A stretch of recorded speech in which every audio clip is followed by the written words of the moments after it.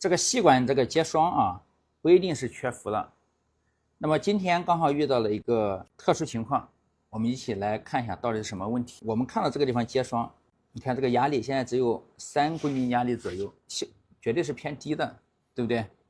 那么这种情况该怎么知道是缺氟了还是这个系统问题呢？其实我们可以用一个方法，就是说这是把空调给它关了，系统现在咱们不动，看这个压力关了之后，等压机停了之后，我们来看一下这个回升的一个速度啊。现在压机啊已经停了，看没？再回升了啊。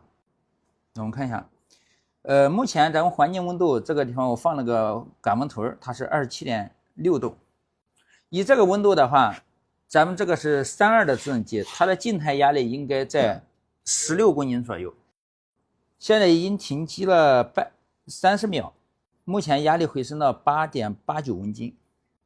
目前这个现在还看不出来，因为咱们如果缺氟的话，那么它也会回升，但是它回升到一定的压力之后，它会停止啊。这个地方什么时候停止回升，就说明它里面压力已经均衡了，对不对？正常的系统大约在2分钟左右，那么它这个里边的整个系统压力就均衡了。我们看一下今天这个，现在是已经1分钟了，目前是9.12。如果现在它保持到这个压力就不回升了，那说明系统已经均衡，那它绝对是一个缺氟故障啊，那它说明它系统没有问题。但是你没发现依然在上升，现在是9.6，看一下啊，是不是9.6？我们看啊，不要着急，9.67，对吧？我们再等啊，看它啥时候停。目前是1分40秒，我们放这儿。9.8，差不多2分半，然后压力到10公斤，现在还不够啊，再等。现在3分钟，然后10.69公斤压力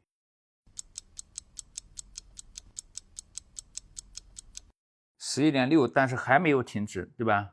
但是时间已经到3分半了啊！以这个速度来看的话，它这个系统绝对是不正常的，应该是微度。如果是系统正常缺氟，它早都压力就已经到这个比均衡压力了，就不会改变了，没有什么变化，是不是？让它一直上升啊！这种情况我们就要先检查系统。一般检查哪里来？就是看这个里边，它抖无非就抖节流部件嘛，毛细管、节流阀呀、电子膨胀阀这些东西，是吧？我们首先打开空调之后就看这个上边，从这个地方往下看的话，那么如果是毛细管的话，在这个地方就能看到毛细管。如果没有毛细管，也没有这个圆的，它那就用的节流阀，是这么长一个像一个单向阀一样的东西啊。今天这个它用的是有一个这样的，看到没？就这个东西啊，这个圆的，那它就是这个就是电子膨胀阀。如果毛细管和节流阀它俩损坏了，是没办法修复的，只能更换。但这个东西啊，它是可以检查的，它不一定是阀体坏了，有可能是线圈，也有可能这边的电路板损坏造成的。所以我们要先进行检测。这个线圈的话，它是插在这个下边啊，这个是我们先把电关了，插在这个下边，这有一个线，有5线的和6线两种。我们看这个是5线的，那5线的它一般的就是这两边有一个是供运线，另外只要是从这边上往这边，它的电阻值是均衡的，就是正常的啊，每一个都要通。我们打个电阻档，我们现在随便来测一下，看一下啊。就测这一个，看没？这两边的这个48，然后再测这一个96，那说明这个不是供运线啊，这边是供运线，就是以它往这边测量都是一样的，就是一个正常的。我们来看一下48，这稍微一点误差没啥问题，看基本上这4个都差不多，但是这个线圈就是好的啊，其中有一个不通，那就它坏了，好吧？那么线圈测量完之后，我们就要测量电路板。电路板这个东西，那么插接件它在这个下边不太好测量啊。如果不好测量的话，我们可以把电路板拿出来，或者是把前面这个盖子拿掉。也就是说，一定是在插上电，然后按下遥控器之后，然后来测量刚才说的这个增色线、供应线。我们可以把黑表笔插在这个地方啊，然后红表笔，然后分别插在这几个线上边来看它的直流电压。一般的在0到12伏之间有一个跳变电压如果每一个都有这个跳变电压，它就是一个正常的。来演示一下啊。好，我把电插上啊。电插上之后，它现在不会马上供电啊，它是不可能马上供电的。我们先把表笔准备好，然后就是黑表笔放在这个供应线上面，灰色线就是供应线，然后分别放到这边，然后调到自流档，好，把空调打开。打开之后，这个电路板听到有供电之后，那么这个地方就会有电了。它要进行一个质检的，我们注意看啊。好，响了对吧？响了之后稍等，哎，看到吗？11、12伏，没，看看11、12伏之间啊，然后赶紧看这边，也有，是不是有电压？那么这每一个都有电压，说明它就是一个供电是一个正常的，电路板给它供电了正常，说明电路板没有问题啊。如果这个供电有问题，那就要维修这个电路板了。但是通过刚才的测量，它的供电和线圈都没有问题，那就是这个电磁阀的阀体它出现了问题。这个阀体啊，有时间可能我们经常不用，它里面可能卡住了啊，卡住就是它开机的时候，这一瞬间它打不开。那遇到这种情况，我们最好还是建议客户就是更换阀体。但是更换阀体的话，它成本比较大，因为要重新加氟嘛，也比较麻烦，是吧？但是也可以应急使用，就是说我们可以借助外力，然后来敲击这个阀体，让它打开。啊，今天我们来试一下，看这个能不能打开啊？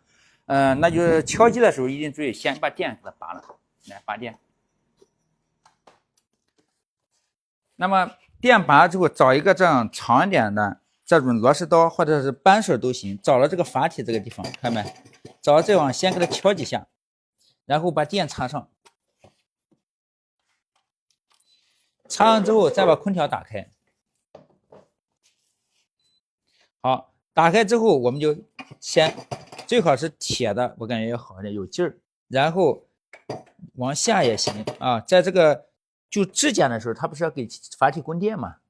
供电的时候我们敲击它，它就很容易把它打开了。用这个办法一直敲到压缩机启动，等它启动之后，我们再来观察压力。如果压力能回升到正常位置，那就说明我们敲击开了。这个时候让客户使用，如果后期没有问题，就可以正常使用。如果后期还是出问题，我们可以采取一个方法，应急方法，就是把这个线圈给它取下来，就线圈不要了，要调节的一个制冷效果最佳的位置，然后把线圈取掉。取掉之后，那么这个电子膨胀阀就变成一个这种固定的一个毛细管了，就像那以前的毛细管。这个时候制冷效果是没啥影响的，但是它就会有一个什么呢？就是说制热的时候可能就不行。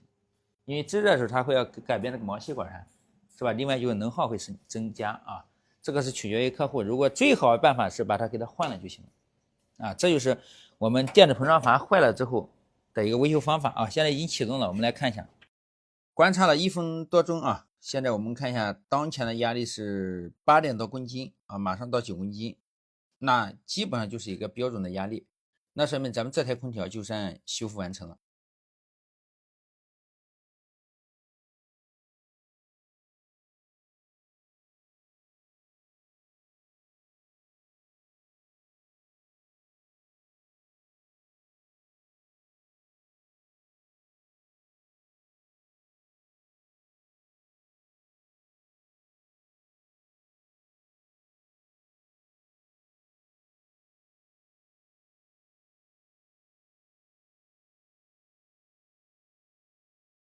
我们看一下，现在这个压力刚才到7公斤，到7公斤之后啊，那么它又在回升上来了。一般的空调开机之后，压力都会往下降一部分，降然后再升起来。我们看它能到多少这个压力啊？正常夏天在9公斤左右，目前是9公斤啊，那说明这个空调其实它是不怎么缺氟的，对不对？我们好，那这样这台空调，那么就这个毛细管问题咱们就修复完成就可以了啊，先这样运好了。有很多朋友问到我这里学习，到底能学习到哪些电器的维修？今天在这里我统一给大家做一个回答。那就是在我这里学习啊，学习的是咱们全品类的家用电器维修，主要有空调的安装与维修，咱们冰箱的维修，还有洗衣机的维修，以及液晶电视机。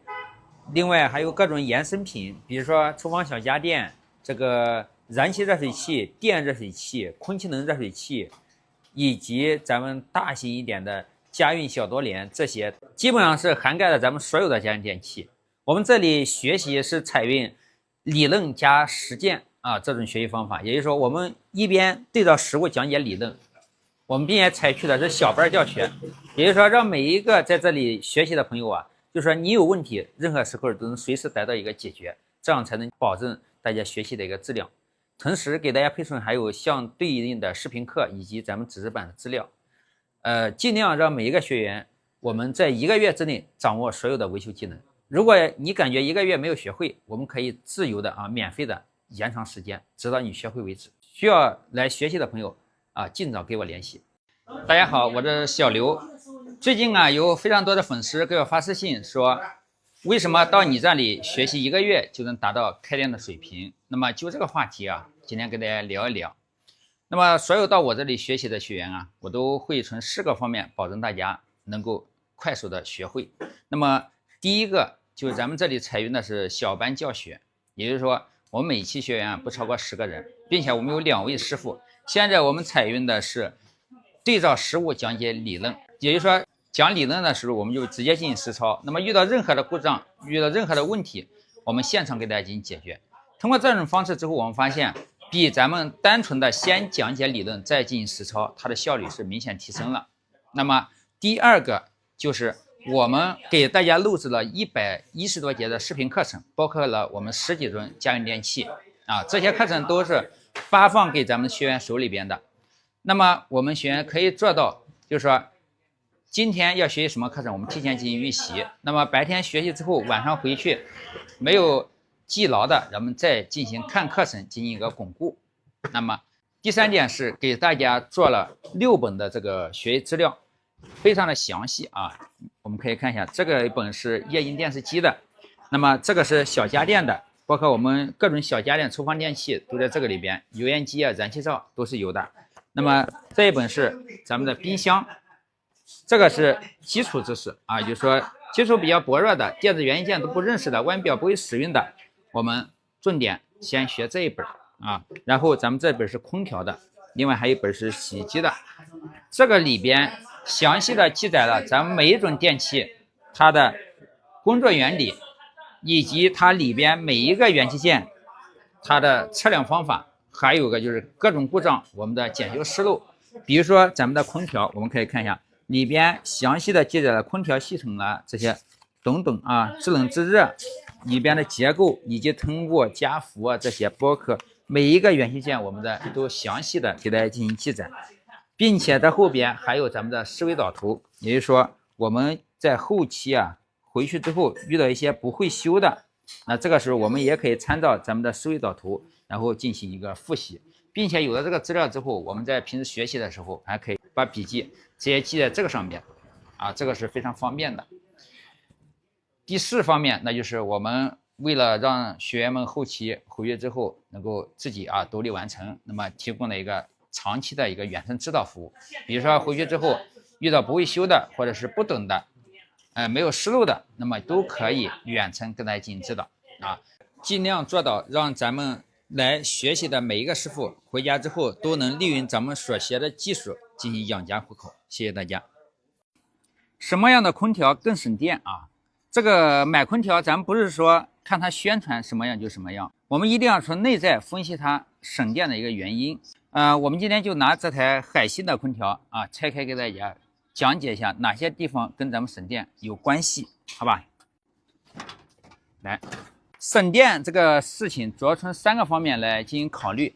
第一个最重要的就是看我们这个外机的这个冷凝器，在这个同等机型的情况下，那么这个双排的散热器一定比咱们单排的散热器更省电。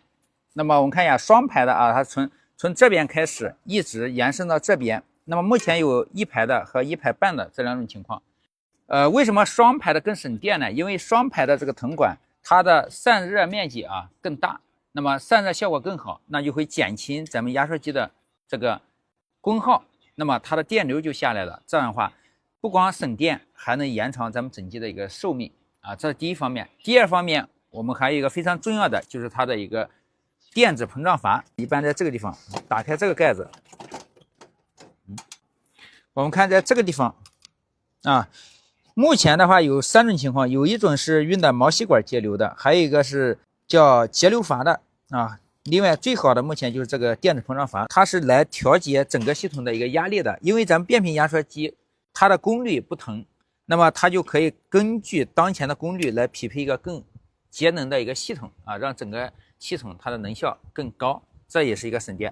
那么第3个方面，我们看这里，那么就这个咱们这个分机啊，这种分机啊有直流的和交流的2种分机。那么直流分机它是能效更低，转速更快，并且结构比较简单啊，不容易损坏。那么交流分机还会出现电容损坏、电容量减小啊，造成分机转速慢，然后这个散热效果不良啊，这种情况。所以我们可以把这3项作为一个选择一台好空调的标准。而这台海信的空调，它已经把这些作为一个标配，所以这样的空调它肯定也不会差。这个检录仪啊，绝对不是越贵的越好。今天给大家演示一下这个精度到底有多高。来看这个地方，这个地方它是有一个非常非常小的一个砂岩，我们把这个检录仪放到这里，大家看没？立刻就出来了啊！我们放这边看，是不是不响？放这边也不响，但这里它就响了啊！放这里它就响了。来，我们看一下这个洞到底有多大？拿这个洗洁精，直接是纯的洗洁精啊，挤出来。然后挤到这个上面，我们看一下能不能找到这个洞。哦，在这里，看没有？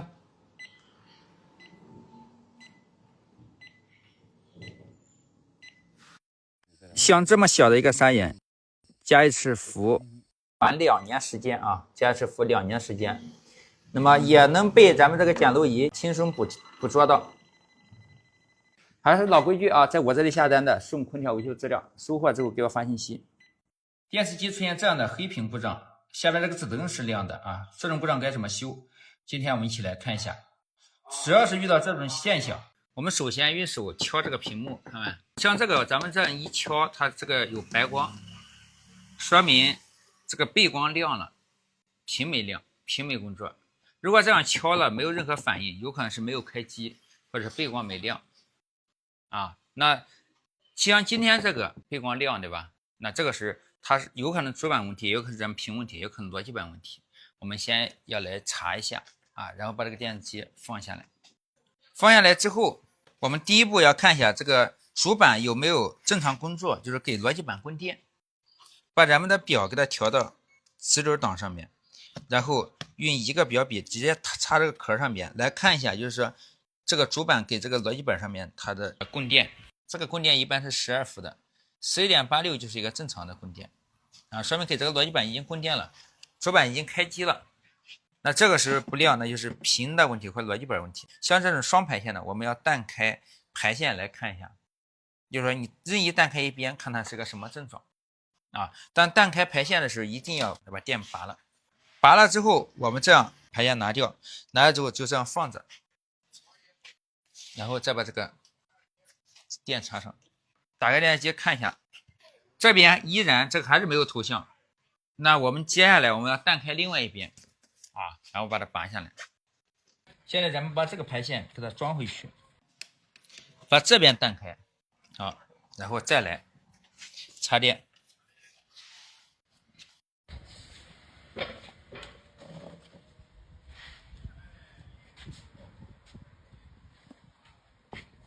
开机，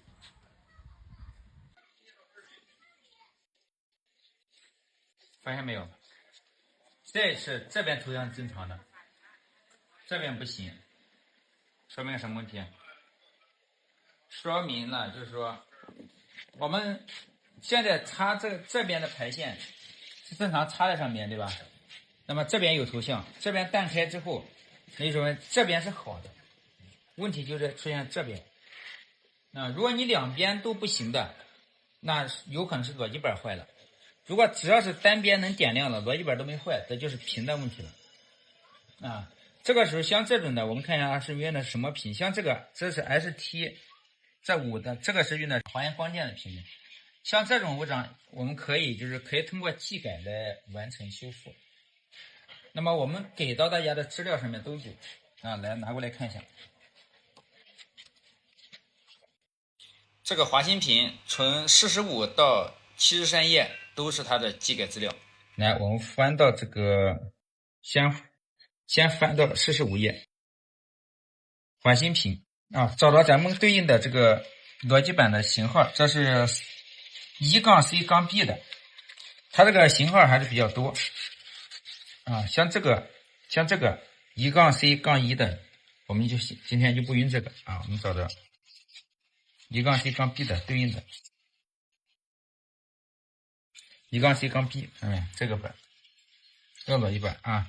然后我们单边测试哪边坏的，咱们哪边啊，这是开机灰屏的，看一下操作后边有操作方法，就这个，把排线的1到9根折回来焊到一起，然后接根线，加个电源，也可以不加，主要就是看效果。如果你不加线的话，效果可以也行。然后把10到14根折断就行了啊。从坏的这边，就是说从右边，如果是左边的歪坏了，就这边的歪坏了的话，我们就从这边开始收；右边的歪坏了，就从右边开始收，就是这边，好吧？我们现在把这个排线拿下来之后，那我们刚看了，就从这边开始，对吧？拿这个篦子刀啊，把这个地方给它挑起来就行了。也说1到9根就在这儿，然后剩下的10到14根在这个地方啊，我们现在给它弄起来。那么弄起来之后啊，就弄成这个样就行了。来，你看一下啊，这是1到9根，我们把它焊一起。这是1到14根，我们可以挑起来之后，我们拿篦子刀把它1到14根给它割掉。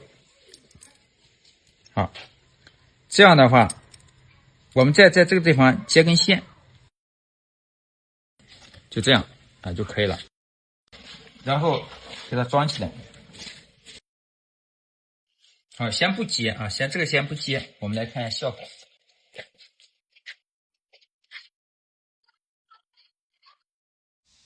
现在它开之后就变成这个样子了，很明显这是一边正常了，另外一边还不行啊。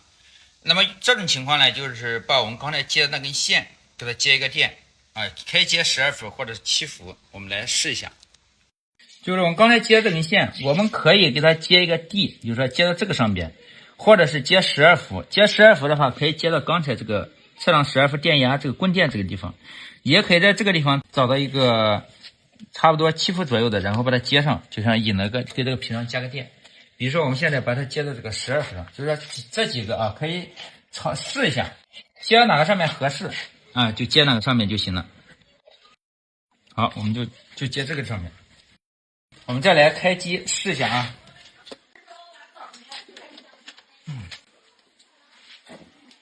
来，这个是平的。好了，啊，我们可以看啊，现在目前来说是没有任何的这个效果非常好啊，没有任何干扰。来，我们离近点看一下，没有任何干扰啊，效果非常好。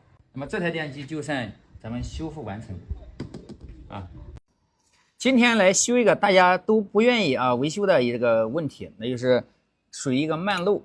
可以这么说，夏天很多师傅都不愿意修，尤其是今天这台机子隐蔽性非常强啊。大家看一下我是怎么给它进行维修的。首先我们还是先易后难，从这个外接的喇叭口开始，拿这个检测仪进行检测。只要这个狗鼻子不报警，那就说明这个地方不漏啊。我们也可以看到这个地方它是比较干净的，它是没有油迹的。我们再来这个地方进行检测啊，这也是不漏的。那么通过这个地方不漏，那接下来我们就要检测室内机那个连接口了。来，我们现在到室内机连接口上看一下，它这个室内机管道是从这边出的啊，那它的连接口应该就在这个中间这个位置。所以说我们现在把这个空调下单给它往外推一下，找到里边的管接口，然后我们把这个地方往下拿一点，也就是说这个螺帽它就在这个地方，来往进出来，螺帽它就在这个里边啊。我们把这儿抛开之后，我们来看一下，啊，这就是里边螺帽。这个显然这个地方也没有什么油啊，应该比较干净。现在拿咱们的检漏仪，我们可以插到这个里边啊，就这样。如果这个地方泄漏，它一般这个时候它就会报警，这个上面就会有显示。这比咱们泡沫水是要方便多了啊。通过检测这两个口它也是不漏的啊，这也没有声音。那么这个时候接下来这个地方不漏，那我们就要检测外机和内机以及中间连接管道。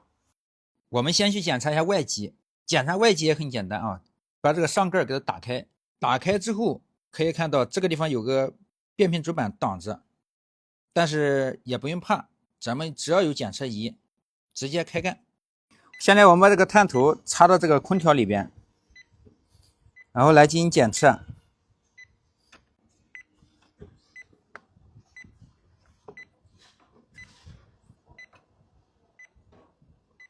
好，没有啊，说明这个里边外机里面应该是不漏的。那么再接下来我们来测量一下内机。内机这个测量其实也很简单，只需要打开这前面这个盖子，打开之后啊，把这个里边过滤网拿掉，把这个探头插到这个旁边这个缝隙这个地方就行了，不用拆这个盖子啊，这个盖子是不用拆的。拆掉之后有可能你还不好检测了，因为你拆了之后它漏得很慢的话，一点点被风吹走了，这样的话它就储存在里边，更好检测得到。如果响了，我们就把里边这个上面打开，但现在很显然这是没问题啊，这个里面应该是没漏。来这边啊，没问题。来，接下来我们看这个管道啊，我们随便来测一下这个管道里边，这个墙洞里边，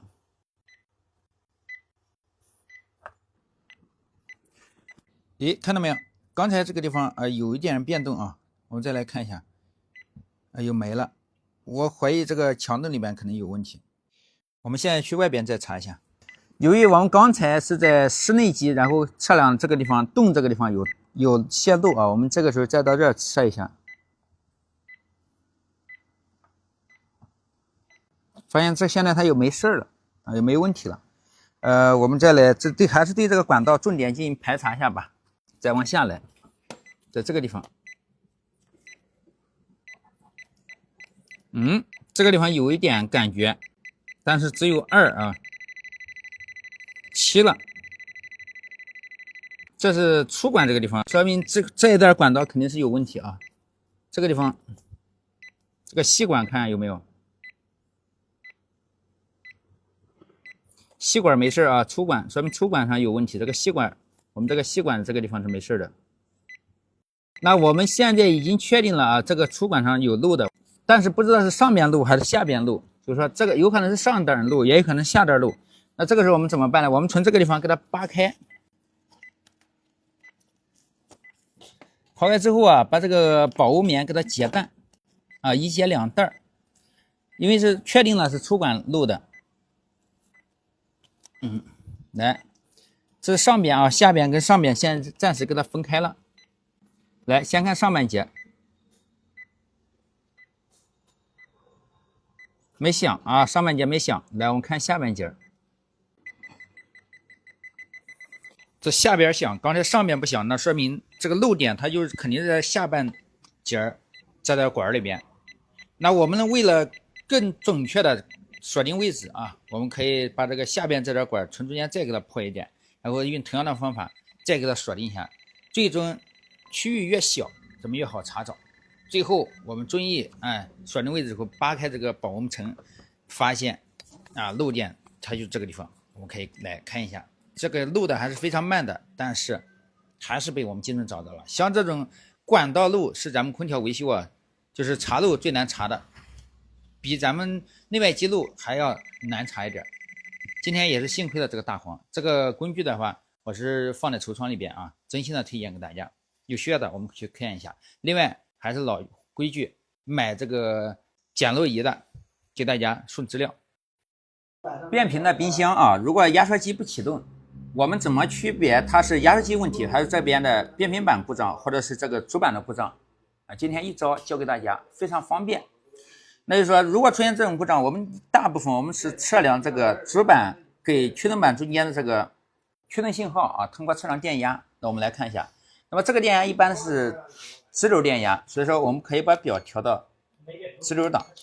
现在我们来测量一下这个直流电压是多少啊？那么通过测量这个地方是有 3.7 伏的电压。